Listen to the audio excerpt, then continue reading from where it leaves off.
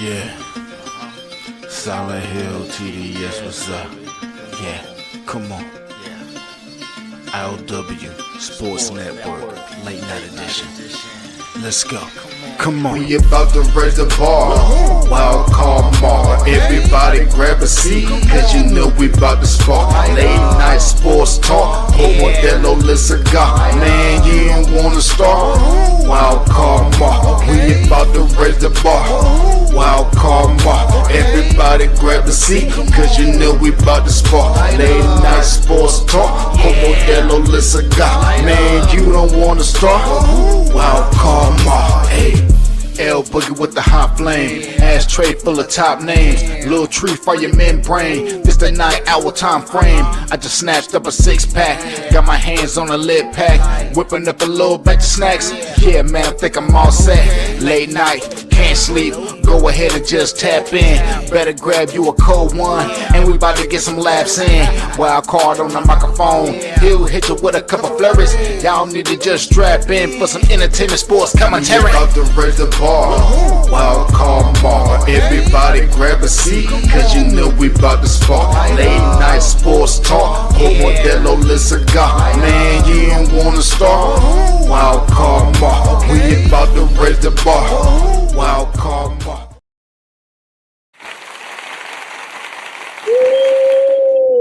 What's going on, people? How are we doing? Happy Taco Tuesday.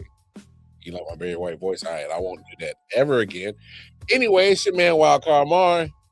Got my man Randy Weber in the building. And like I said, it's Taco Tuesday. It's episode 501, I.O.W. Sports Late Night Owl Edition. We are back in the building, man. A lot to talk about. But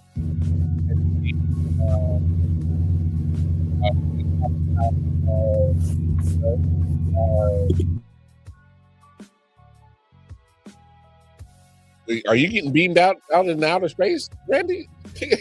Okay, now you were okay. It was lagging a bit. You're in now. I'm in. I'm just having Matt Nagy visions. It's keeping me locked out, but I'm locked in. I'm locked back in. I was worried for a second. I was like, damn, like the alien shit might be true. They about to get my dog. They about to get yeah, just in the middle of the show. In the middle of the show. That would do numbers. Crazy numbers. But no, obviously, Super Bowl is this Sunday, and obviously the team that I root for is not in it, so I'm kind of feeling in a weird spot. But that's neither here nor there. So we'll definitely give our final predictions. Talk about I guess, little things that we need to talk about. No need to even mention the Pro Bowl or even talk about it because I didn't even see a minute of it. I might have seen some clips on social media. That's about it. But actually watching it, ain't seen a minute of it. But no, we got that going on. James Harden getting traded. Some other NBA players got traded. We'll talk about that. It's funny that this same spot last week, we were talking about Belichick not getting into the Hall of Fame. Now his owner of the teams that he coached is denied. We'll talk about that and what does that mean for the quarterback. We need to talk about that. That needs to get discussed. Revisit it a little bit, but no,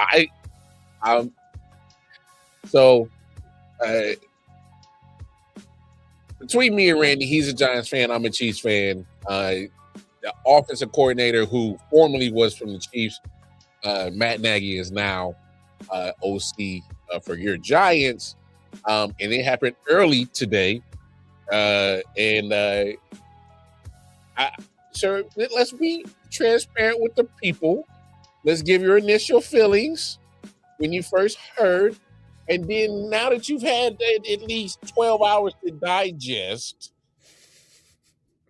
I need your feelings after 12 hours of digestion. So, without further ado, the floor is yours, sir. So, okay, thank you for that. my first initial reaction, as Lamar knows, was a sort of cult-like trust in John Harbaugh and a certain, maybe simplistic, over-positive reaction to Matt Nagy being added because he was partially behind Patrick Mahomes. He has been to, I believe, of the years he was the offensive coordinator, 3 Super Bowls. He's won 2 Super Bowls, and he's been to, I think, 3 or 4 when he replaced Bieniemy. But even still, multiple Super Bowl appearances, multiple Super Bowl wins. And he was also part of he was there for at least Patrick Mahomes' rookie year and was part of his development. For those reasons, and because John Harbaugh can do no wrong, I believed at first, hell yeah, super positive. We're back, we're on top. This is going to be the late 80s, early 90s Giants all over again. Like we're here, we're back. After thinking about it some more, while all of that stuff is true, it is also true, and you can attest to this, Matt Nagy is also behind Patrick Mahomes' least productive seasons, least explosive offenses, and while that does also coincide with issues, particularly with the receivers, the Kadarius Toney MVS year they had, where that was what Patrick Mahomes had to work with after they lost Tyreek Hill, the most dropped passes in the NFL. I don't know. Maybe that's not Matt Nagy's fault. Maybe that's just the circumstances he was dealt. There's also been significant offensive line issues at various points while Matt Nagy was in charge. Rashee Rice has gotten himself off of the field multiple times through injury or otherwise. Mm-hmm. Xavier Worthy got hurt this year and was missing some games. So, and there were years where they didn't have a tackle, right? Like from 2 years ago, they went through most of the season without a left tackle, or significant parts of the season. And this year, their left tackle was going in and out of the lineup. If you want to say that Matt Nagy is responsible for the offensive lulling of what was at one point one of the greatest offenses ever under Eric Bieniemy, I think you can make that case, and that does concern me. His, not that it necessarily matters for this job, but his run as head coach didn't work very well. He did uplift what was a pretty bad Bears team, so I think he deserves credit for that. You could argue that that's a mixed bag as well. I am cautiously optimistic. I think there is a lot positive here.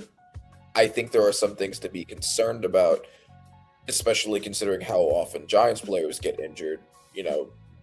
Maybe we're not going to end up actually giving him as great of an offense as it looks like on paper. But I'm cautiously optimistic, especially with Harbaugh being at the head of it.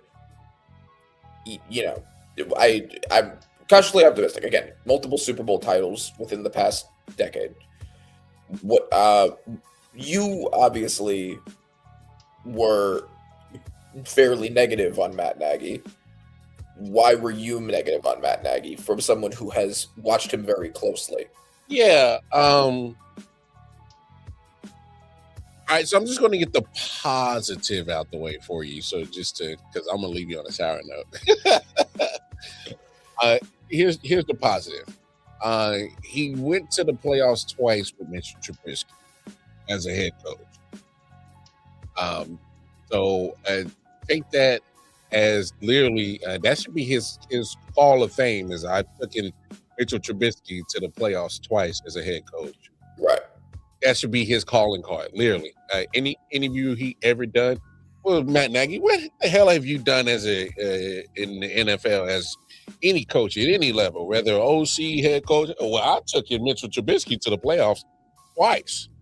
Because that's a feather in the cap. All right. So I don't care what nobody says. I won't Right. with that. Yeah. And Jackson Dart's definitely better than Mitch Trubisky. he did that as a head coach. All right. And I'll give him that credit.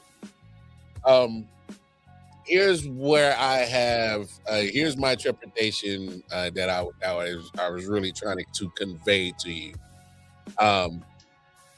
He was the OC for one Super Bowl under Mahomes. He was on the staff for the previous one of the back-to-back.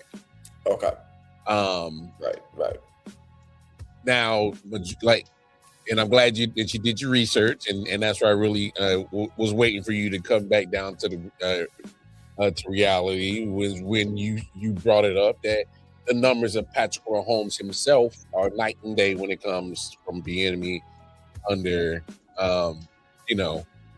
Nagy. And I get it. There's no context to it. There's so much you can throw context to both of those numbers. Obviously one's with Tyreek, one's without.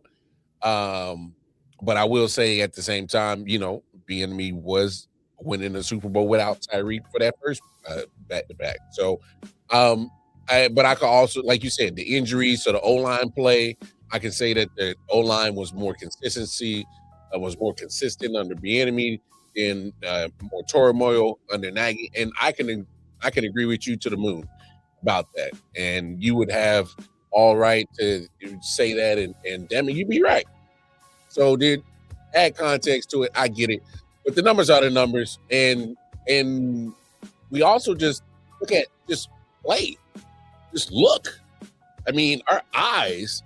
We saw Magic Mahomes under Bieniemy, and we're seeing Alex Smith Mahomes under Matt Nagy. And so you can take that as you want to make as coincidence. I'm just taking it as, I think there's some complacency that's been going on since Bieniemy has left. And my real problem is with Nagy is, and what's night and day between him and Bieniemy is that the accountability when it comes to holding players accountable. See, Nagy's not going to, be like Bieniemy. Bieniemy's going to tell you, hey, man, what the hell are you doing, bro? He's never been afraid to challenge Patrick Mahomes. Nagy doesn't do that. Nagy's one, hey, guys, let's have a beer. Talk about what went wrong. Why aren't we being so successful on offense? Oh man, red zone interception, Patrick. Oh, hey, it's okay. We'll get it. We'll get it back. Instead of challenging him, like, what are you doing? What did you see? That was on you. That's the night and day that I was really and couldn't wait to have this conversation with you, because obviously being a fan of the team and seeing Nagy on the sideline and in interviews and press conferences and all that, that's what worries me about a young squad like you guys, the Giants, and dealing with a OC like Nagy, who's not going to be the disciplinarian kind of guy. He's going to be one of the homies. He's going to try to be one of the homies. And if you ask me, I don't think Jackson Dart needs one of the homies. I don't think Cam Scatterboo needs one of the homies. I don't think Elite Neighbors needs one of the homies. Like, you guys got a young, very talented core in your offensive part. And to be honest, some of these young cats don't like it. But some of these young motherfuckers need some discipline.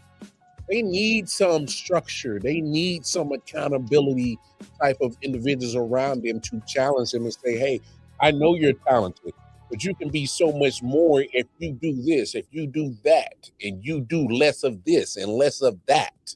And let me help you do more of this so I can get you to all pros, and I can get you to more commas, more zeros on your extensions. I can get you to whatever you desire out of this sport. But the way that you just trying to be one of the homies and you're not going to hold me accountable, I might learn something from you, but are you going to absolutely get the best out of me. And I don't think Nagy is that type of offensive coordinator that's going to pull the best out of a young, talented. Now, can he speed it up? Possibly, cool. Yeah, I think that's fair. I guess my only counter would be, and like, granted, Nagy wasn't necessarily my first choice. Cliff Kingsbury was my first choice. Yeah. After seeing what he did with Jaden Daniels in that whole offense, and I mean, I'm sure people could do that same pointing of like, well, look how bad it was this year. It's like, well, Jaden Daniels was hurt, and Terry McLaurin was in and out, right? So, and that basically is their offense, those two guys. So, Cliff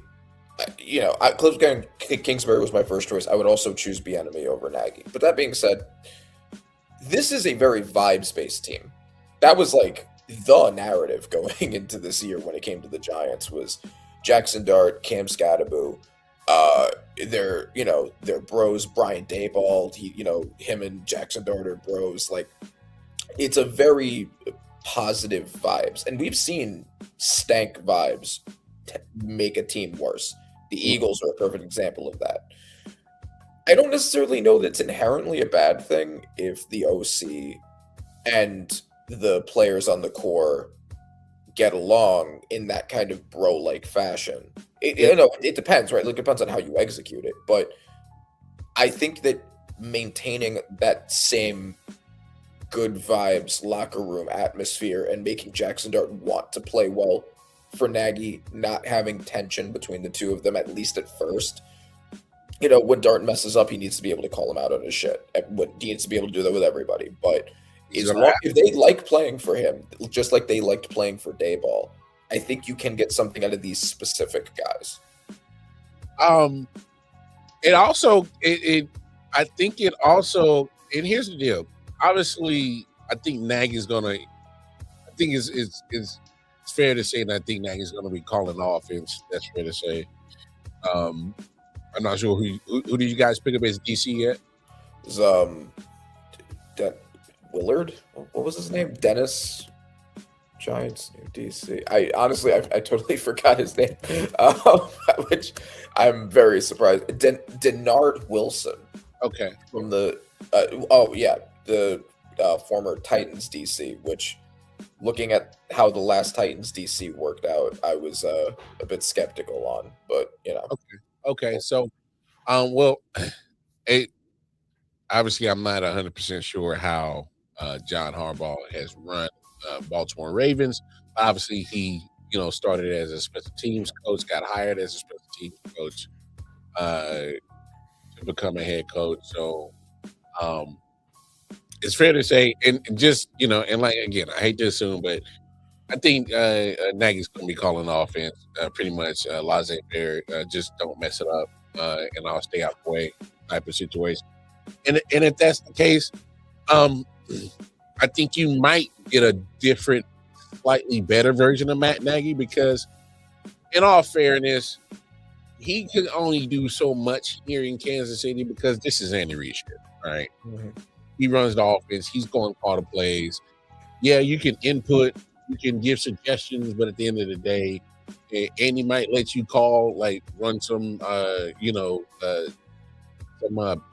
play routines in games every now and then, like first or second quarter. Won't you call plays, whatever, see what you can do, whatever, blah, blah, blah. But in the end of the day, this is Andy Reid shit. And then whatever offense you're running, it's still his book. So this gives Matt Nagy a chance to actually draw from his book, see what he can do with, again, a young talented squad that you guys are starting to put together. Because, I mean, you got the young wide receiver, when healthy, stud, up and coming running back that could be something nice, young, was looking pretty good before the bad injury. Young quarterback that needs to figure out to stop putting his body in danger, but he can make some plays for sure, especially with his feet when the play breaks down. So, look, man, any guy that can get Mitchell Trubisky to the playoffs 2 2 times.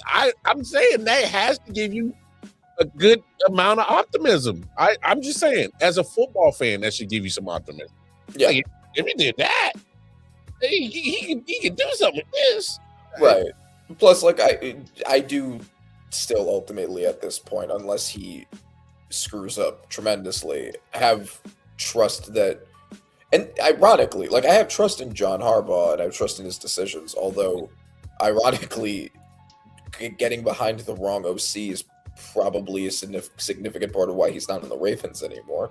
So Yeah. I don't want to I don't want to immediately draw that parallel. No, and that should also give you some trepidation as well. But at the same time, still a lot that can go down between now and week 1 in September. Obviously, free agency hasn't even started yet. But the league year hasn't ended yet. So, Right.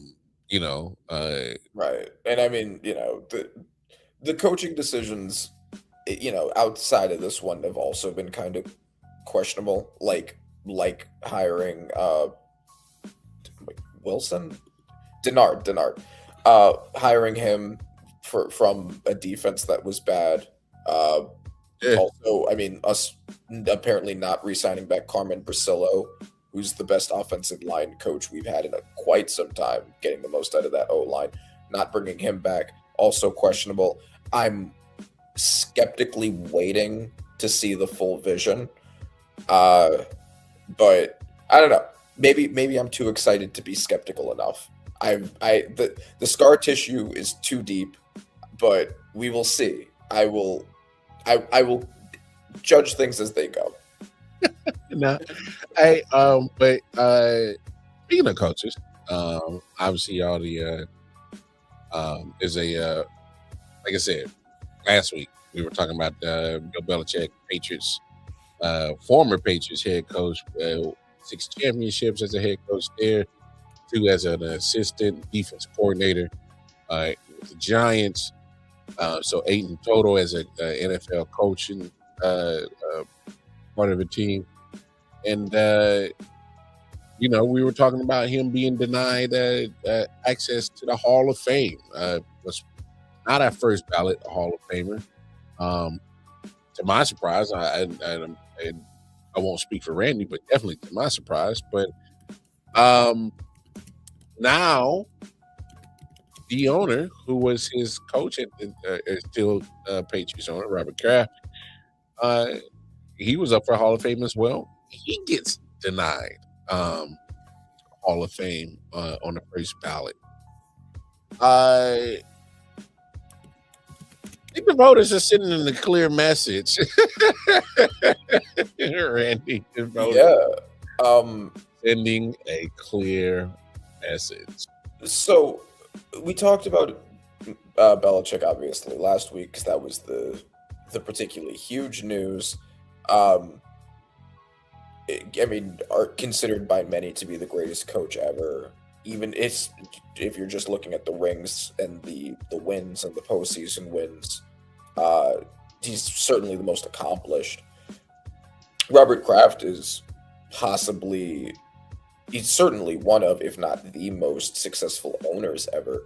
Now, I don't know how the voters, when it comes to owners, because there aren't that many owners in the Hall of Fame, period. I don't know how much weight they give to owners in terms of the success of the teams they're on, as opposed to the players and the coaches.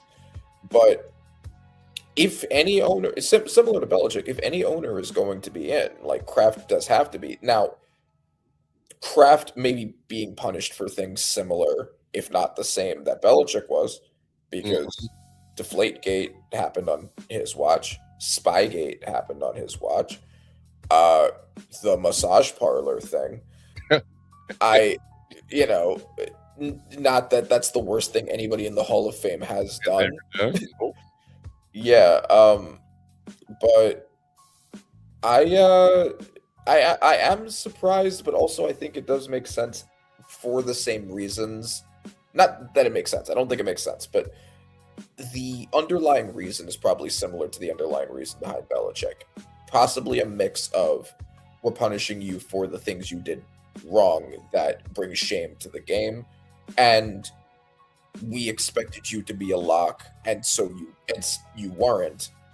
But I voted for Roger Craig or whoever instead of you because they were likely to never get in because we didn't vote for them. We expected Kraft to get in, and he didn't. Probably a mix of those two reasonings. Now, if it's punishment for the things that he was responsible for on the field, I think that is a legitimate reason to make them wait a year. I don't have a problem with that underlying logic. If it was, I'd rather have Roger Craig get in, and I know you'll eventually get in, so I'm not worried about it. That's not the way that the voters should be voting. Now, I've seen a lot of people also, and I wanted to get your opinion on this. I saw on ESPN they were fighting over whether they should force a revote. What do you think of that? I forcing a revote. I'm not a fan of that because where do you start drawing the line of what's deemed a revotable or not when it comes to this situation? Then you start. I think you open up Pandora's box, and then you just gotta, then at some point, you gotta draw a line. Then you just start making up all kind of reasons why you need to revote. So just let it be what it is for right now until you. I think the system is broken. Voting system is broken. That's what needs to get fixed. I agree. That was actually basically my exact thought. Because if you start getting into that, one, you're essentially allowing either the league or the fans to be the voters, right? Like if the league can just step in whenever they decide that a vote was incorrect and make you vote for the person they want you to put in, then they can do that whenever. And then you get that same problem with the fans of like, okay, Belichick not getting in first ballot got a huge pushback. Drew Brees, if it had been him, probably would have also. Larry Fitzgerald, probably a pushback. I don't know if it would have been as big. And so, like, how much of a public backlash, how many people bitching and crying does it take to get the league to step in and force the voters to vote for the person they think they should have? So yeah, I agree with you. I think it's too much, but they do need to fix the voting system. Yeah. Not only that, and it's so here's my thing. All right, so let's really look at this, and I kind of alluded to it last week, and obviously I am not absolving anything that the Patriots did, but I will say this, and this is my disclaimer. I think in some shape or form, all 32 teams, coaching staffs, all included, try to find edges that may color in the gray area to find advances to win a game. Because in this type of business, especially in, are y'all not seeing what's going on? We just had 10 vacancies this season. They are literally cutting, clipping cats after 1 year. Y'all don't believe me? Have we not seen coaches getting clipped, getting 1 year at a crack at an NFL head coaching job within the last 10 years? How many have we seen?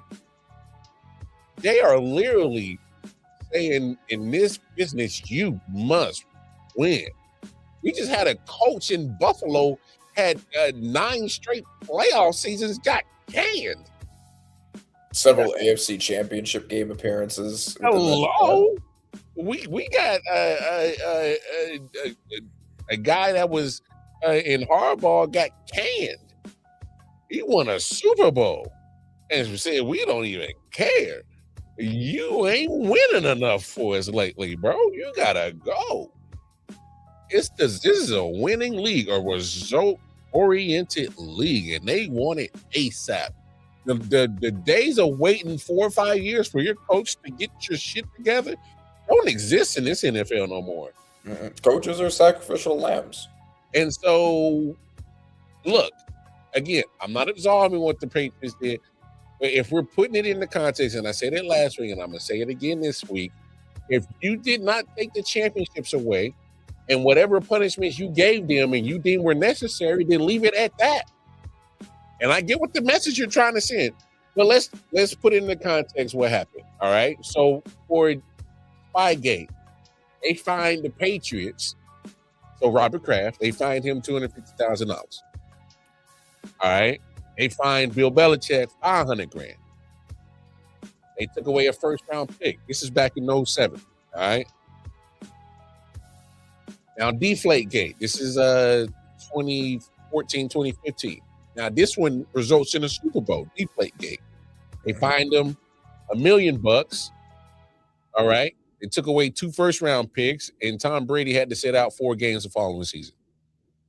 All right. That was a punishment. So again, there's no championships or any forfeiture games of wins. No forfeitures or championships, especially after Deflategate. So if my thing is, if that's what your punishment, that's your punishment. All right. Now that these guys are in retirement stage and they've accomplished 6 Super Bowls as a winning head coach and 6 Super Bowls as a winning owner who put it all together, I get credit for all of it. I own it. So as sports fans, and I can speak for myself for sure, they're definitely first ballot. Because NFL did what they did for whatever Spygate, Deflategate. That's what you deem as the punishment. But at the end of the day, the results are the results. And also, even if you were to, and I think they would have been entirely within their rights to subtract them 2 Super Bowls at that time. 4 Super Bowls and 2 as a defensive coordinator is still a Hall of Fame career. Even if a Hall of Fame career. So, is it necessarily the GOAT head coach? You're starting to compete with people, but if you keep them intact, he's not competing with anybody. And that's fine. And I think there are also people who are arguing that maybe this is a tip towards Brady of we don't think that Belichick was really the reason for those rings. But when you start getting into that kind of stuff, it's nobody's individually responsible for anything in football. So when it's really more about impact than anything. And no head coaches had more impact than Bill Belichick. Exactly, but not for what they did in New England. That was never a one-person job. No, it was never top 7 to 8 defenses on average every single year. I mean, Tom Brady's not the one that caught the interception against the Seahawks. Tom Brady was not the one that was rushing Patrick Mahomes. That was never. Well, that wasn't with the Patriots, but you're getting what I'm saying. Yeah. But I think the bigger conversation about this situation is all right. So if they're doing this to Robert, you're doing this to Bill. There's a quarterback that's on that same team that was around that same situation that was in the trenches with all this whole situation going on. Randy, I'm not a fan of them leaving Belichick and Kraft off the first ballot. I understand why they're leaving Kraft and Belichick off the first ballot. But damn it, Randy, when it comes to Tom damn Brady's turn, damn it, we better have the same damn energy. We better have the same damn energy. We can't have the head coach, the owner, and then treat the quarterback different no matter how much you like him. Oh, yeah. No, for sure. I mean, if we're punishing Belichick for the gates, Deflategate was more Brady than it was Belichick. We can't switch up. So I'm happy with that. If you want to take all of them off the Hall of Fame, good. I hate all of them. I'd be thrilled. But honestly, this isn't even the most egregious version of this problem, because we've had the problems with the voters before. T.O. was another perfect example of it, and it wasn't even because of anything. No. At least if they're being punished for the gates, They're being punished for an on-field thing that deserves. I was getting punished. Yeah. Don't like him. Yeah, exactly. He was literally just being punished for being rude to the media, and that's a problem with the fact that the media are the ones voting on this, and there aren't strict criteria that they have to abide by, so they can use their biases however they want. I mean, Jerry Jones using it was a different context, but Jerry Jones pushing someone he didn't like out of recognition that he deserved. I'm just saying, man, this is some weird. Because I think Brady's been gone for what 2 years now. We got about 3 more years. Yeah, I'm going to remember this date. All right, February 3rd, 2026, and we're going to revisit this in 2029. I'll be so happy if Tom Brady isn't a first ballot Hall of Famer. I will be wilding. I will be acting a fool. Randy, you got to have to. You already set the precedent with Bill. Now you double down with Robert. You got to make it the same when it comes to Tom Brady. He's part of it. Yeah.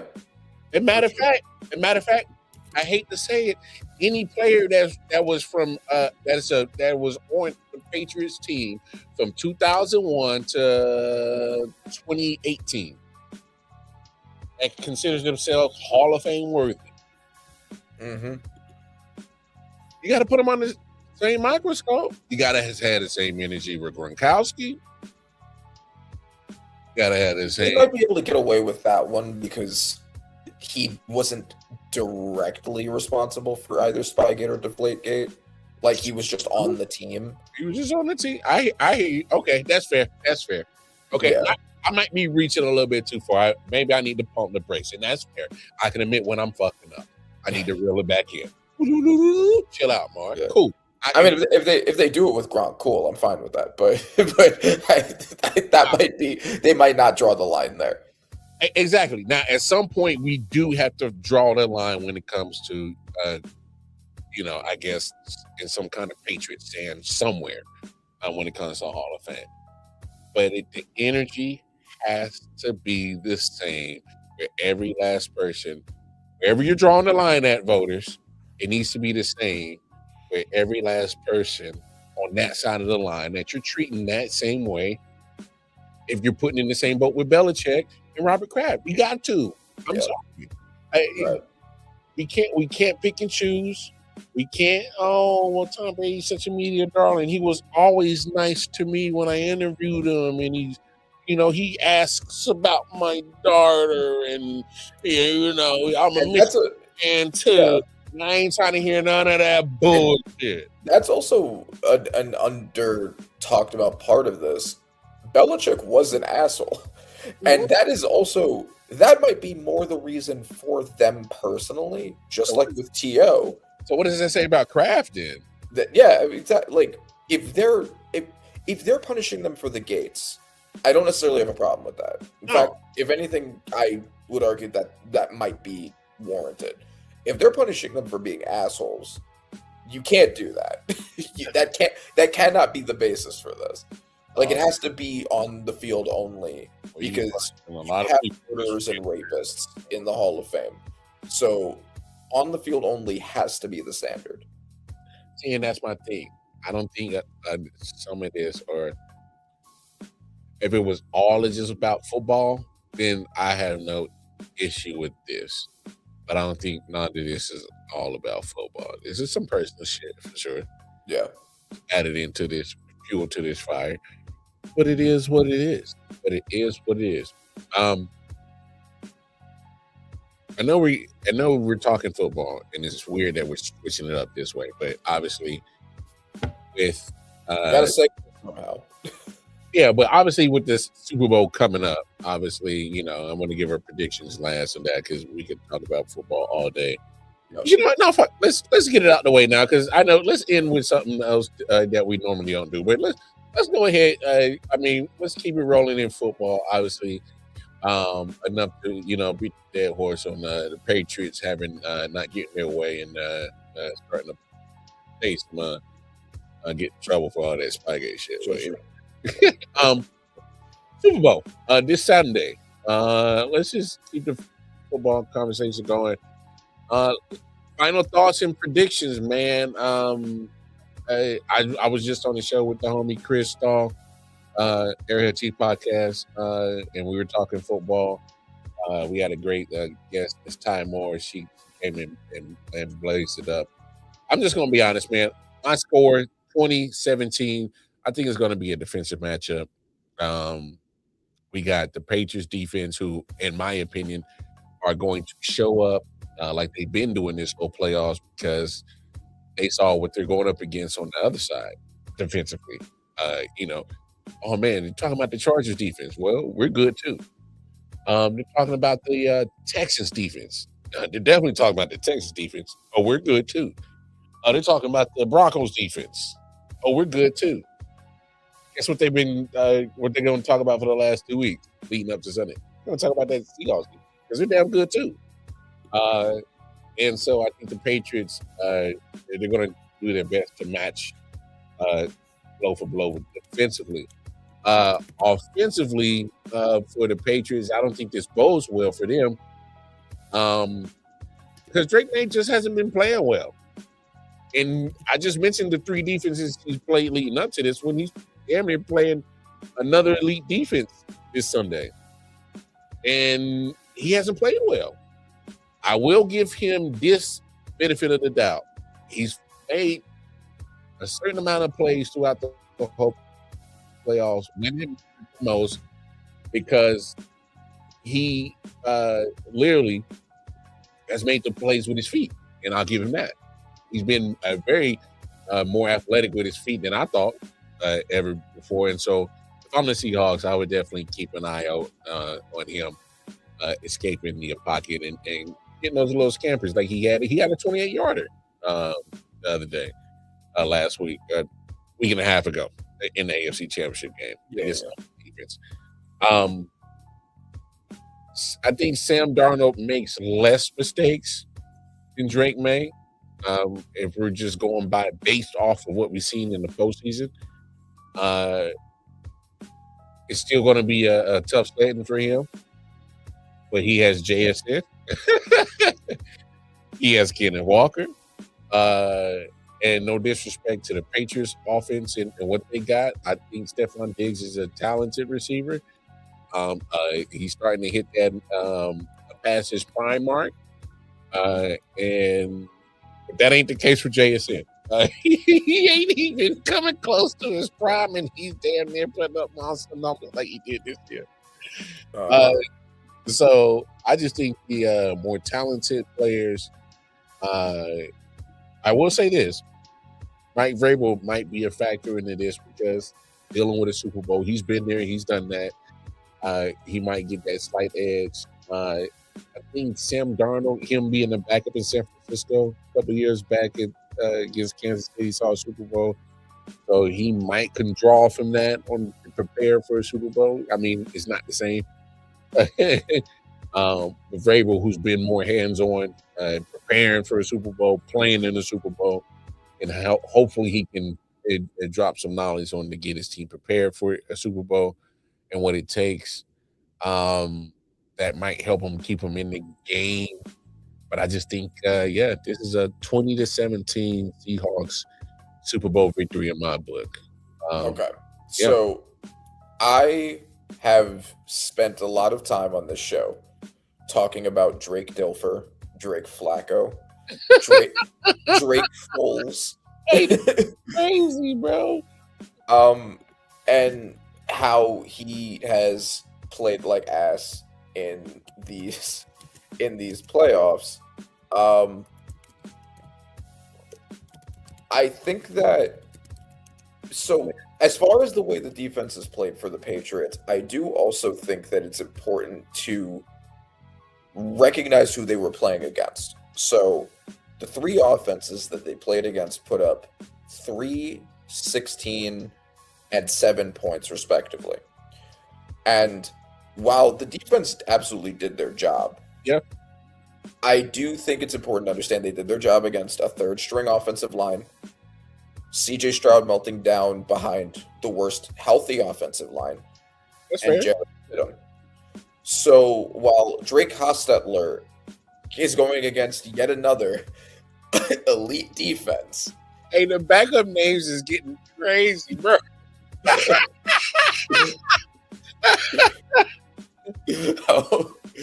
he's going against another elite defense. I think he's going to have a terrible game again because we've looked at him have terrible games against all three of those other top defenses. I get that he won, and that's all people care about.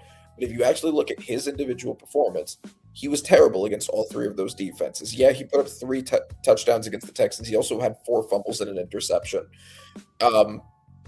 He got bailed out of 2 of his fumbles. So bad games all around. Sub 60 completion percentages for all of them. This is not going to be any different. This is a loaded defense. The front is great. The back is great. They're going to give him trouble. The question is, I think more than anything, can the Patriots defense that preyed on the weak, issue-riddled offenses of the first 3 teams, can they make Sam Darnold revert to most of his career, Minnesota Vikings last 2 games, Sam Darnold? Can they make Sam Darnold see ghosts? Because if Sam Darnold starts getting pressured a lot and freezes and melts down the same way CJ Stroud did, that's the Patriots' way to winning a Super Bowl. If the Patriots win, it's going to be a very low-scoring game. But I'm not necessarily sure that Sam Darnold exists anymore, because this season he's had his meltdown games in the middle of the season. He had the one where he threw 4 interceptions. Yeah. Had another one where he threw a bunch of interceptions. He's had those games. So far in the playoffs, he hasn't. And against the 49ers, they didn't really need him to do much. So that wasn't going to be the one that it was. They didn't have a good defense. Their defense was injured, all of that. Last game against the Rams, he was going up against a Jared Verse, Kobe Turner, Braden Fisk, Byron Young front. And he looked great. He balled out against what is a very formidable front seven the one that made him fall apart last year. That same front. So he got past the demon from last year to get here. I don't know if that Sam Darnold exists anymore. I don't know if they can bring him back. I don't know if the past defenses that he's going against couldn't do it. I don't know if this is the one that's going to do it. The offensive line has had its issues. It's been much better than it's been the past years for the Seahawks, but it still has some issues. Maybe that's going to be the thing that causes it. Who knows? But I think that the Seahawks do win. I think that they win fairly handily. I think that it's going to be at least a 2-score difference in the game. Wow. You're the second person I've heard that from today. Mm-hmm. Do y'all know something that I don't know? Because y'all putting something on this damn slip to Vegas that I don't know about? I just don't see it being that close. I don't think either side of the ball is for the Patriots is better than either side of the ball for the Seahawks. Especially when it comes in the playoffs, right? Like you could say regular season Drake May might be better than regular season Sam Darnold. That's honestly even debatable, but it's certainly not debatable in the playoffs. Back on that though, I wouldn't give too much pushback on that. I say that wouldn't be a hill I die on. Right. As good as the Patriots defense has looked, just like the way the Patriots offense looked in the regular season, they looked that way because they had the easiest schedule of this century and then the 3 offenses that I talked about. That's fair. Will they look like that against this offense, with Sam Darnold, Kenneth Walker balling out, JSN? I don't know. Sam Darnold is another quarterback that has those pressure questions, so we'll see. But it's going to be by far the best offense they've faced in the playoffs, most likely. So that's if you're a Patriots fan, that's what you were hoping for Sam Darnold to see ghosts and the Patriots to squeak out a low-scoring game because Sam Darnold completely falls apart. They better get to him. They better get to him. Yeah, but I don't see that happening. I see the Seahawks slaying the beast of their past, killing the demon of just the ball, Yeah, and finally getting over that trauma. And I think the Seahawks win. yeah. If there's one thing that Sam has answered to us is that if you give him time, he will carve you up. And I'm having a hard time, and now that I'm really thinking about it, now that if they don't get to him, that man might have a career day because he balled out against the Rams defense. Yep. And we know what they got on that front line. Yep. And no disrespect to the Patriots front four. You know, you got some nice little pieces on there, but I would be a little bit in favor of Rams up front four For sure. So yeah. Outside of Milton Williams, it's not that much. Well, but that's what I'm saying. There's, I'm not gonna poo-poo the situation either. You know, it's outside Milton Williams, I'm not really too scared about anything. I think there's a lot of scheming up that's pretty damn good by Vrabel and the DC that he does to get that defense rolling. So that's tough, man. That's tough. I didn't even really think about that, but that's okay. Damn, that sounds like hella pressure on this Patriots defense to hold up a lot of weight. Yeah, no, it's a shame that they have to do the carry job for Drake Wentz like this. Like it's just not fair for them. But they're gonna have to figure out how to do it.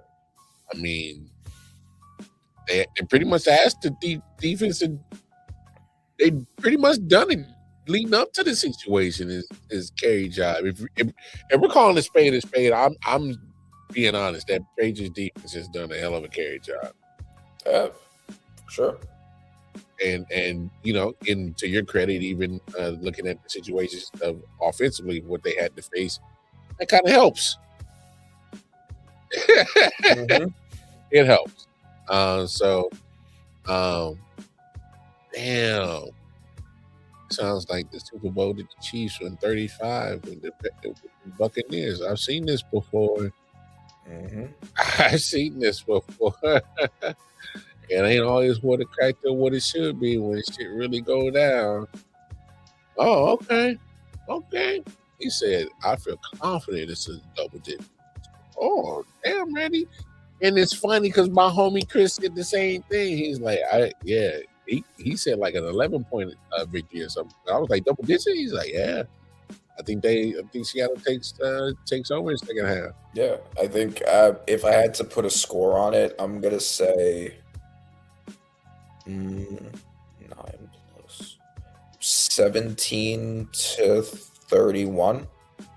Yo, you not too far off from what he said. He said 30 to 20, 31-20. Mm-hmm. Something like that. I'm like, wow. Okay. Yeah, I might have to put a slip on down this month. Honestly, I'm probably gonna end up doing the same. No doubt. So here it is, folks. I'll get those Super Bowl predictions out. Again, I'm going 2017 Seahawks in there. If Randy was given a score, you said 31 31-17. 31-17 Seahawks. Okay. And plus a touchdown. 31-16, I'm gonna say. Okay. 31-16 Seahawks. All right. Mm-hmm. All right. Well, as is winding down, my football eyes and ears start getting towards and pointed the direction of other sports, and one of those sports would be NBA. Some big news went down today. Some trades have gone down, and I mean, before we do that, I just want to play this for you, big dog. All right. Because let's hear this. Because I normally don't agree with homeboy, but I'm curious to hear your thoughts, and we'll have the conversation. I would not trade Darius Garland for James Harden under any circumstances. All this guy does is quit on teams and fold in the playoffs. For a decade, first did any TV together. When this show first started, 2017, 2018, I argued he's the best player ever without a ring. And his all NBAs, his MVP finishes, scoring title, assist title, 36 a game, 34 a game in the regular season, that put him next to Karl Malone or Elgin or any of those guys, and eventually he'll get there. And since I started making that argument, he's quit on 4 teams and folded in 6 playoff series. A quick reminder, folks. He went to Houston. He got Dwight Howard. Didn't quite work. Got Chris Paul. That could have worked. They got a little unlucky with Chris's hamstring. He then wanted Chris out. They mortgage all the picks to bring in Russell Westbrook. That seems like it's working. Game 4 against the Lakers, 2 for 11, season over, series over, and then James Harden's in a fat suit demanding a trade. Plays 2 games, quits on the court, they send him to Brooklyn. It's scary hours time. That team can win. Kyrie turns his ankle, he hurts his hamstring, comes back for game 5, 1 for 10. Game 7 against Milwaukee, 5 for 17. Early next season, quits again. Daryl saves him, brings him to Philly. That first playoff series, they have a game 6 at home. Goes 4 for 16, a 3 for 11 in game 7. And then he goes to China and is like to a bunch of kids on an Adidas tour. He's like, I want to make a statement. Daryl Morey's a liar and I'll never play for his team again. The Clippers trade for him. His first year with the Clippers in the playoffs. He goes 2 for 12 and then 5 for 16 in games 5 and 6. The Clippers swallow it. Then last year in game 7 goes 2 for 8 and they give him an extension. And the team is finally winning this year, months after the extension. He doesn't show up for work in Phoenix, goes to an Arizona State basketball game 10 minutes from where his team is playing basketball. They call it personal reasons, and he demands a trade. This guy's, you can't win with this guy. He's an all-time great player and an all-time great quitter and an all-time great choker. That is what his NBA legacy is. Ooh. Like I said, I normally don't rock with Nick Wright, but what you think? So I'm actually kind of surprised you don't rock with Nick Wright, fellow Chiefs fans, Chiefs defenders. Okay, I don't necessarily like every Giants defender either, but I mean those were basically almost my exact thoughts, plus more. So he is almost at the end of his career. I've talked a lot about in cases where teams are trading for an older player, how rarely I think that's a good idea. James Harden's not going to be there for very long. Now, I don't necessarily disagree inherently with the Cavaliers looking at their roster and being like, we can make a win now push. The problem is, first of all, I think Darius Garland is a good enough player that you could have won with him as your guard. I don't think, he has injury issues. I understand that. But I don't think you've put yourself in a better position by trading him. And a pick. They traded someone who's in his 20s for someone who's almost done with their career. And they shipped a pick along with the young guy, which is weird. So they bring in James Harden, and yeah, James Harden is a better player than Darius Garland. I don't necessarily discount that, but like Nick said, the entire reason for trading for an older player is if you think you can make a win now push, and then once you've gotten the banner in the building, then you worry about it later. Then you start rebuilding, whatever. You're going on the decline. Yeah, you've chosen the worst older player to try to do that with, because he's someone who has never been able to do that at any point in his career, including his younger prime. I don't need to go through the history. Nick laid it out, but even if you're relatively positive about it and looking at it and being like, well, look how great of a roster he gets to play with Spider, and he gets to play with Evan Mobley and Jared Allen. Like, you know, like he has a great team around him. He's always had great teams around him. Yeah. That's not new. He's look at the names that he just mentioned. He has played with prime Russell Westbrook. He has played with prime Chris Paul. He's played with Kevin Durant and Kyrie Irving. He was with Joel Embiid during his MVP year. Yep. He has always been with other great talent, and he's not only never won anything or never come close to winning anything. He's more often than not the reason they didn't win. So you've taken a player who was one of your core guys, swapped him for a player about 10 years older than him, who is notorious for quitting on teams and leaving them in a worse situation than they were before he got there. And the only reason to do any of that is if you expect to win now with him. And you pick the guy who is known for, more than anything, not winning now or ever. So why you would do this is baffling to me. If you were looking to trade Garland, I can understand that, but there were much better trades on the table. Yeah. Triple J just got traded to the Jazz, and we'll talk about that too a little bit. But Yeah. like, and I get it, they don't really have like a forward need, they don't have a defensive need. But can you imagine the legendary defense that they would have with Mobley, Jared Allen, and Triple J if either Mobley or Triple J played the three? Like, if you want to win now, move, and someone who's available, like that was right there. And there were a bunch of other trades you could make for someone younger, or if you're not getting the value for somebody younger than like an older player, like, you know, like you could have made a big move for Giannis if you wanted. I don't know, like I don't know if they would have been willing to give the assets necessarily to get that done. Yeah, and those gonna be some lot of assets, I think so. But considering that he's forcing himself off the team, maybe you could have gotten a good deal using that leverage. I don't know, but like this is about the worst move you could have made in this situation. I don't understand the logic behind it at all. Like you just watched him force himself off the team that he was on while they were winning. When Kawhi came back, they had turned the season around. They were finally looking good and winning, looking like they could make a serious playoff run. They looked like the team that I thought they were going to be in the preseason. And that's when Harden decides to quit on them. And you just saw him do that. And then you decide, I want that guy on my team. Insane. I don't know how he still has value. I'm just being honest. I'm 100% amazed at how he still has value. And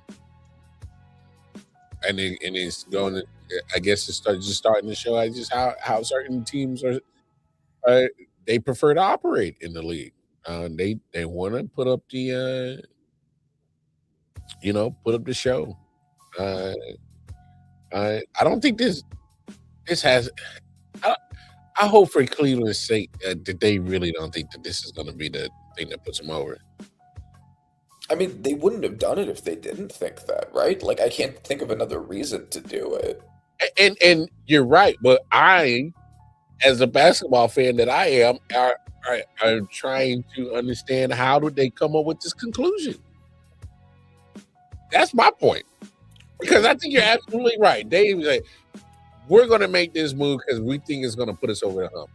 And I am trying to figure out how did they come up with that conclusion, with what evidence, with what data, what showed, in what factor of any kind of a metric or whatever they want to use, analytic, whatever, that would show any kind of a module that can forecast a future or some shit that I don't know about that can predict the future down to a T. Give me something that absolutely told you as management in Cleveland that says, especially when, and if we're being honest, they're just being just a healthy team away from being in the finals last year. If we're being honest. Yeah, no, exactly. They would have undoubtedly beaten the Pacers if they had been healthy that entire series. So, exactly. I don't get it. I don't get the reasoning behind it. Yeah. And also, now you've taken on a larger contract in addition, which now limits your ability to make more moves. Very weird. Okay, let's see. Go for an all-star trade. It can be no evidence, but maybe. No, but you just don't. With that much, we have. We know what Harden is. We know what Harden is for so. Like maybe, I'm of the belief generally that everybody is a choker until they aren't. Until you aren't. When Yeah. you don't. Right, like you could, like Dirk Nowitzki was thought of as like a playoff, like this guy is never going to win anything, and then he won something, and now that legacy has changed, right? Like you can have that happen to you, but of all the people to make that gamble on, this is the absolute worst. If you were to think in your head, who's somebody who I don't expect to win a title before they retire, It would be him. would be the first person you think of because of everything that we've seen already. So very, very weird. I don't know. As far as the Clippers side of it,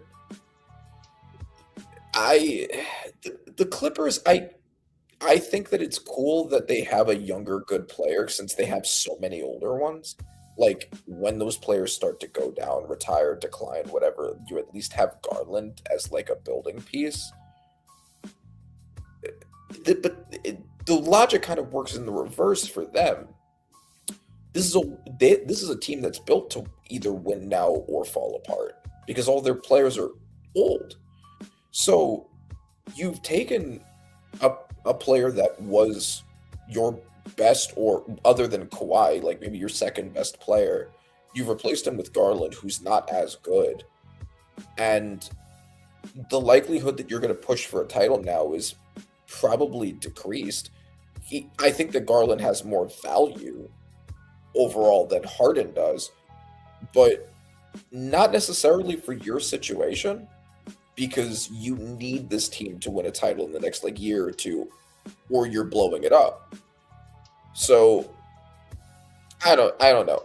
I like it more from the Clippers side than from the Cavaliers side, but it is kind of strange on both ends.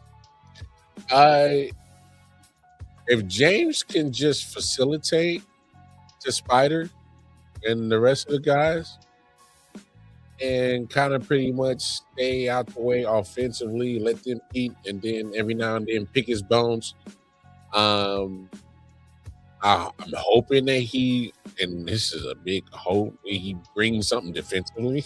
That's a huge hope. Yeah. Now he decides at almost 40. If he wants to win a championship at some point, and look, Cyrus is Kobe Bryant has said this. He said his style of basketball is not going to bring championship. It's going to fill seats. He wasn't lying. And to this day, he's been spot on about James Harden. Yep.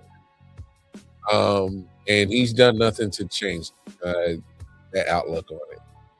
And at this point, like you said, he's almost approaching 40. If this don't make you root for Russell Westbrook even more,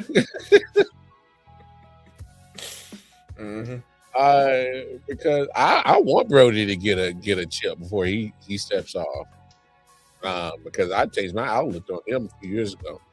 Once he got onto my Lakers squad, I was like, oh, it makes total sense now. Yeah. Like, yeah. I get why you haven't before. I get it. But no. You had mentioned the Jaren Jackson trade. What's your thoughts on that? Just about to segue into that. Yeah. So the Grizzlies are definitely blowing it up. This is the sign that we're going to see a Ja trade soon, because they're giving up their two most valuable assets in terms of getting some young players and a bunch of picks. They got a bunch of first-round picks for Triple J. I think that makes sense. I think if you're in that position, you're losing Ja. Triple J himself is not single-handedly going to carry you to a title. So if you know that, you might as well just try to build for the future. So I don't hate it from the Grizzlies' perspective. I think it makes sense. From the Jazz's perspective, I don't really understand it because you need those first-round picks. You're a bad team. So trading Jaren Jackson Jr. is a great player. I think very highly of him. I think that he has value. But this is a weird situation to decide that they want to add a star defensive player. Other than Lauri Markkanen, you don't have much. This team isn't going to win anything anytime soon. Jaren Jackson's not going to change that.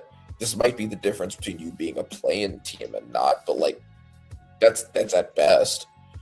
I would not have given those first-round picks for Jaren Jackson Jr. I think that it was very important for you because you're gonna be picking high. They just picked high when they got Ace Bailey, so they're gonna be picking high again probably for the next couple of years before they start getting those guys and doing what the Spurs did and properly building over time. They're gonna need to do that, and this, I think, potentially set them back in terms of their ability to build a team around Jaren Jackson Jr. that's worth it. I don't know. What do you think of for both teams? What do you think of it? I mean, Triple J to me is kind of weird. I've always seen potential, and then I've seen goofiness in the same body. Whereas I've seen him potentially could be talked about as probably one of the better big men in the NBA, and then I've seen him just kind of play his way into just being just another big guy that's just floating around. And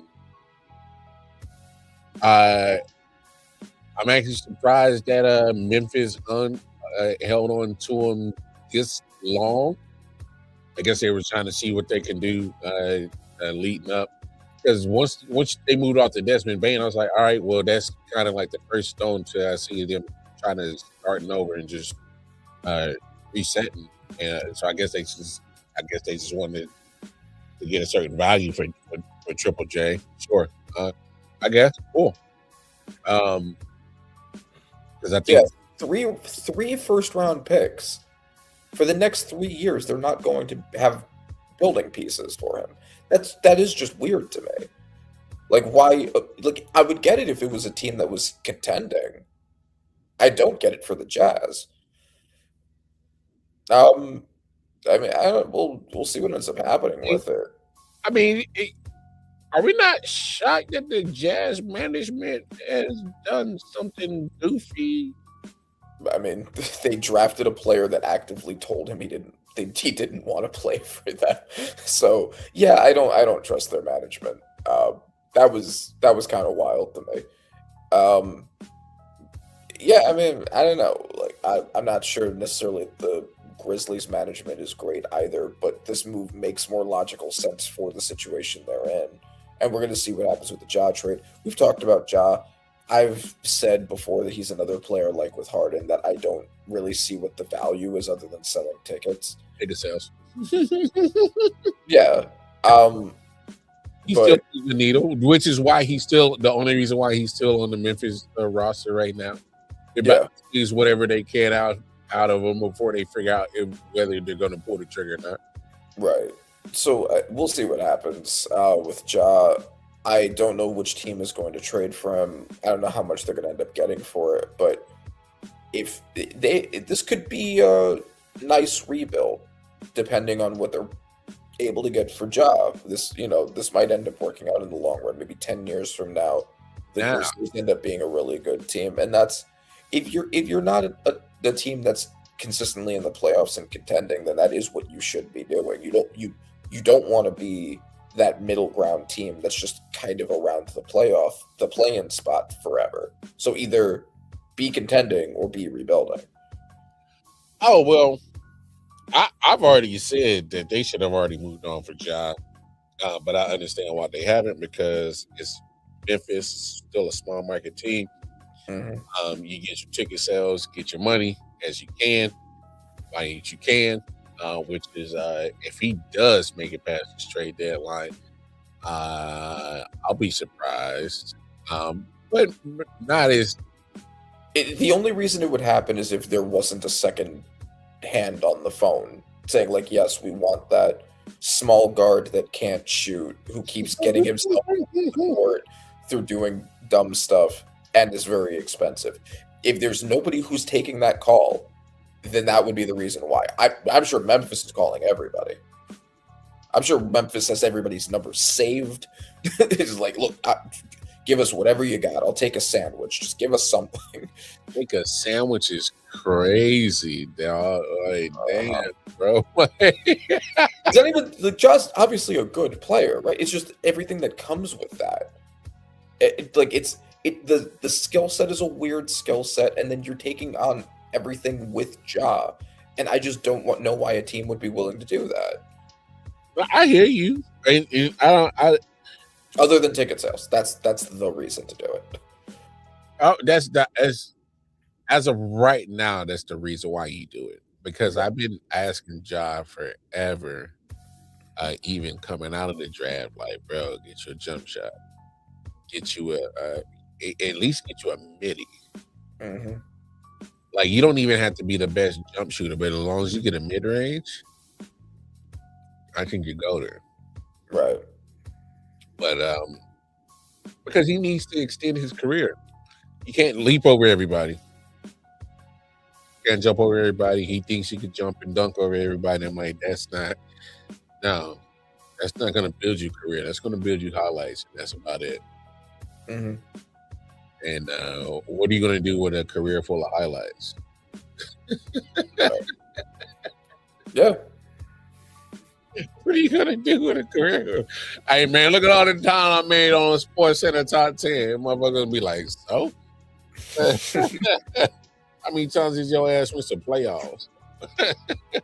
How many did you come up short? Yeah, that's all.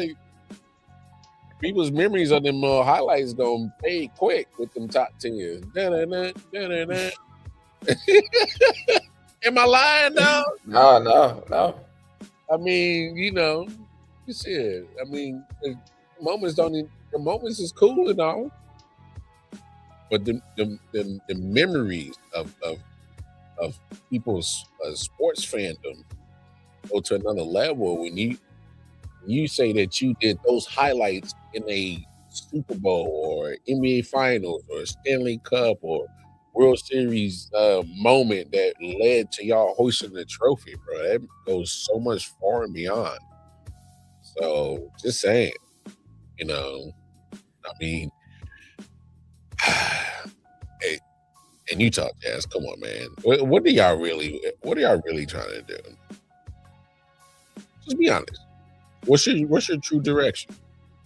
Because I've seen y'all become one of the franchises that has failed to either maintain or properly cultivate talent that I've had just in and out of your franchise over the last few years. I mean, Spider's like, yo, I gotta get the fuck out of here, bro. I mean, come on. I feel bad for Triple J. We'll see what happens, man. Let's see what happens. Anything else pop into your mind before we get up out of here, man, that you want to discuss, man? No, I think, I mean, we're just waiting for the Super Bowl now. We'll once it's done, we'll recap the Super Bowl, maybe the off-season free agency, the draft, whatever. We'll start talking about that. But I think we're good for this week's news. Most definitely. Always a pleasure to chop it up. Like I said, my ears and eyes will start focusing a little bit towards the basketball scene. I'm not gonna lie to you, dog. I'm not gonna lie. I've been kind of side eyeing a little basketball, but it's still a little bit hard for me to get fully invested. Oh, I'm in that same boat. Like outside of like I'll watch Knicks games when I can, but like really outside of that, like the NFL playoffs is taking my attention. But once after the Super Bowl, I'll be locked into basketball much more. Now, it's been harder for me this year than any other year before, because I'll be honest with you, Randy. I guess that for me, the decline in the product kind of over the last couple of years have kind of made it a little bit easy for me to go all the way full, a little bit past Super Bowl to be locked into football. Hold on. I'm sorry. We do have one more thing to talk about. Oh, what's up? Speaking of the NBA, the All-Stars. Have you been following the controversy of Kawhi not being selected for the All-Star and LeBron being selected?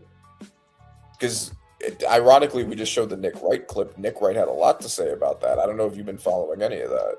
No, I've been keeping an eye to that one. I know a lot of people are, but then again, we're talking about, I think, some voting that needs to get fixed, or voting ways. Well, yeah, I mean, anything fan vote. I mean, like all the problems with the Pro Bowl are partly because it's fan voted. So I mean, you're getting that, but like, so just as like a point, because Nick Wright made this argument, and I think this is the argument that a lot of people are making right now. Nick Wright unironically did argue that LeBron is essentially entitled. I like, my fault, Randy. I actually Omar Vucevic on the Boston. I actually like that move. Yeah, no, that is a good move. Yeah, I think he's actually made the argument that LeBron is just entitled to All-Stars until he retires because he's LeBron James. And I think that is the way that the league kind of views it now. Kawhi has had a phenomenal season and should have been one of the All-Stars. And it's not necessarily that LeBron was the one that should have been removed, because he is still playing very well. But the idea that he's just entitled because he's LeBron James, because of things he did in the 2000s and 2010s, he will be an All-Star forever. That spot can't go to whoever actually deserves it for that year because he's LeBron James. It's kind of insane to me.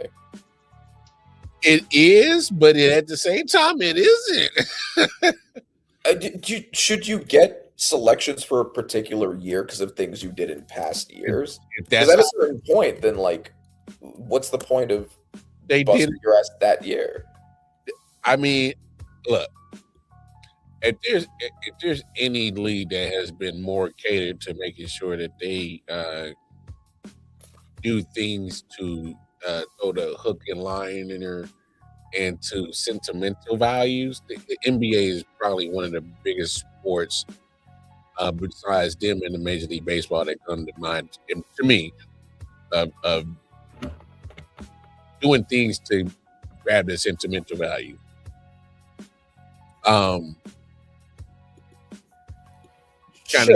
Sure, but like, is that a good thing? Should they be doing that? Is I guess my question. Do you think that that's how the All-Star game should work? No, absolutely not. And granted, like I said, like LeBron James is still having a great career. Like LeBron's stats for this year are, he's still putting up 22 on 51% efficiency, 5 rebounds, 6.5 assists, a little over a steal. He missed a lot of games, so did Kawhi. So I guess, I mean, you could also argue that, like, I don't know, Denny Avdija should have been the one that was out, right? Like, the Trailblazers are, where are they in the Western Conference?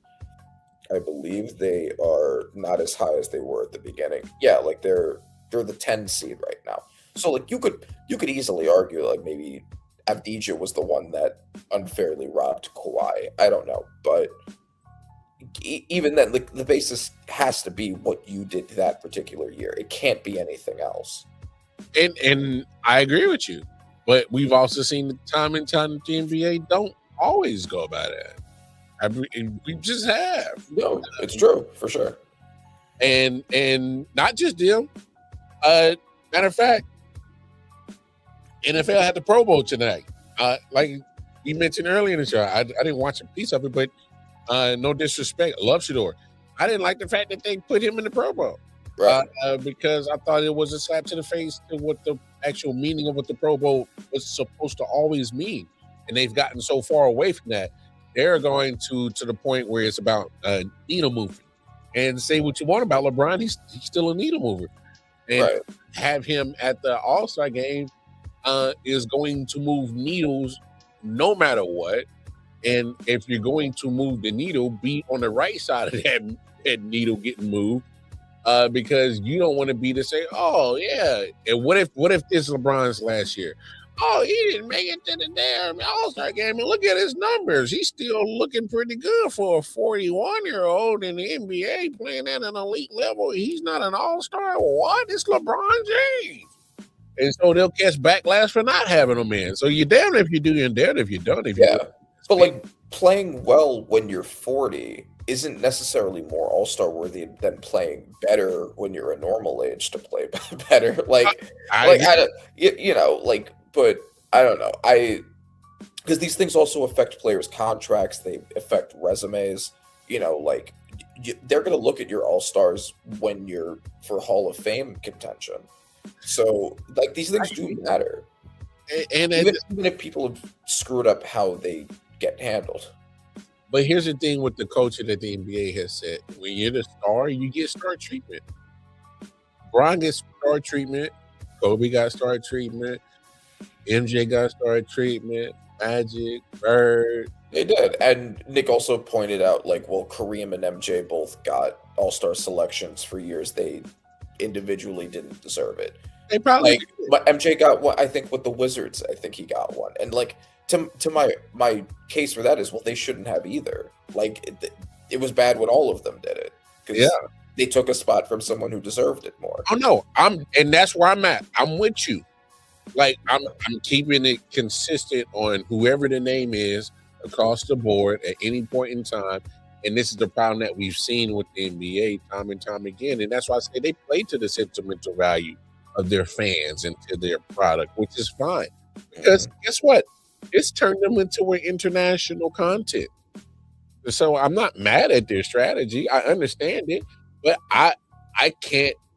I'm like you. I can't deny the fact that, hey, if we're supposed to put up a showcase of our best of the best for this particular season, then it needs to be about that. We can't have it be about the culmination of what your whole career is. And I get that, and I understand that. Right. But the thing is, if you want to have that culmination of somebody's whole career, then bringing their ass and have them as an honorary player on the East or West, and then put a little fucking video montage up. I don't give a damn. Right. And plus, obviously because it's 50% fan voted, fans are going to vote for big names just like they do all the time. Get rid of fan voting. Yeah. Fan voting. They're bad at it. They need to get better at it. It's crazy. No. It's fun for I love the fan interactive element, but fans have shown they just can't be trusted. I'm fine with that, and that's exactly that's the part that you just said right there that I have a problem with, is to think that every last one of us millions and probably billions of votes that they're going to get, that we're all going to be all voting in good conscience and faith of actually watching the content and seeing and we're casting those votes with all sincerity and honesty is asinine to think that this can ever happen. And right. Or even for people, the average person, to understand basketball enough. Period. To know the smaller names who are how much they're impacting their teams. They're not going out and looking at box plus minus and that kind of stuff. They don't know. They're probably voting for their favorite players or the players off their favorite teams. That's what most people do. Think about how many times I voted for Jalen Brunson. Like, I know that's what people do. OG Anunoby was robbed too. That was an under-discussed robbery in the media, but yeah. Oh my goodness, it's hilarious. I know what people do. I know what they do. But nah, I get it, man. Nah, this was fun, man. Yeah, it was fun. I always love Taco Tuesdays. Topping it with the Randy Weber. And if you need audio needs, all right, until my man goes full-fledged with his legal career, he's still providing audio needs. So going over to Panther on Instagram and chop it up with Randy if you need those audio needs. Like I just mentioned right there, tap in with your man. And then, hey, y'all know where to find me on Twitter. I still call it Twitter, X, whatever the fuck you call it. Casey Wildcard Mar over there. You can chop it with me personally and follow all the content that I got dropping. And then, most importantly, I.O.W. Sports Network, baby. That's right, baby. That's where we here. Tap in with me and Randy. You know, hey, like, share, subscribe. Hit that bell notification, let you know every time we go live, drop some content. Until then, I am Wildcard Mar. That is the homie, Randy Weber. Another Taco Tuesday in the books. And y'all know what it is. Take care of yourselves. Take care of each other. Hey, we out. Holla at y'all. Peace. Yeah. Silent Hill TDS, what's up? Yeah, come on. I.O.W. Sports Network, late night edition. Let's go. Come on. We about to raise the bar. Wild card Mar. Everybody grab a seat, cause you know we about to spark. Late night sports talk. Modelo Le Cigar. Man, you don't wanna start. Wild card Mar. We about to